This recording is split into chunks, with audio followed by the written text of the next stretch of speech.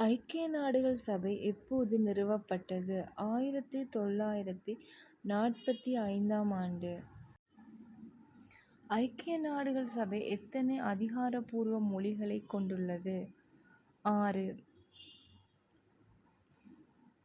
ஐக்கிய நாடுகள் சபையின் முக்கிய நோக்கங்களில் ஒன்று அல்லாதது சர்வதேச வர்த்தகத்தின் ஒழுங்குமுறை.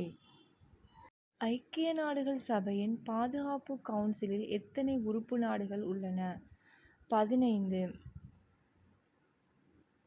உறுப்பு நாடுகளுக்கு இடையிலான சட்ட மோதல்களை தீர்க்கும் ஐக்கிய நாடுகள் சபையின் அமைப்பின் பெயர் என்ன? சர்வதேச நீதிமன்றம். ஐக்கிய நாடுகள் பாதுகாப்பு சபையின் 5 நிரந்தர அங்கத்துவ சீனா, பிரான்ஸ், ரஷ்யா, லண்டன் மற்றும் அமெரிக்கா. ஐக்கிய நாடுகள் சபையில் தற்போது எத்தனை உறுப்பு நாடுகள் உள்ளன? 193 உறுப்பு நாடுகள் உள்ளன. ஐக்கிய நாடுகள் சபையின் பிரதான நிர்வாக அதிகாரி யார்? பொதுச் செயலாளர். காலநிலை மாற்றத்தை நிவர்த்தி செய்வதற்காக ஐக்கிய நாடுகள் சபையின் கீழ் 2015ஆம் ஆண்டில் கையெழுத்திடப்பட்ட ஒப்பந்தத்தின் பெயர் என்ன? பாரிஸ் ஒப்பந்தம். யுனிசெஃப் எதை குறிக்கின்றது? ஐக்கிய நாடுகள் சபையின் சர்வதேச குழந்தைகள் அவசர நிதியம். சிறப்பு நிறுவனங்களின் பணிகளை ஒருங்கிணைப்பதற்கு முதன்மையாக பொறுப்பேற்றுள்ள ஐக்கிய நாடுகள் நிறுவனம் எது? பொருளாதார மற்றும் சமூக கவுன்சில். சாக் எப்போது நிறுவப்பட்டது? டிசம்பர் மாதம் 8ஆம் தேதி 1985ஆம் ஆண்டு.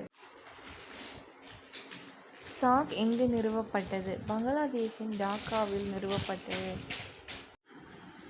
சாக் அமைப்பில் எத்தனை உறுப்பு நாடுகள் உள்ளன? 8.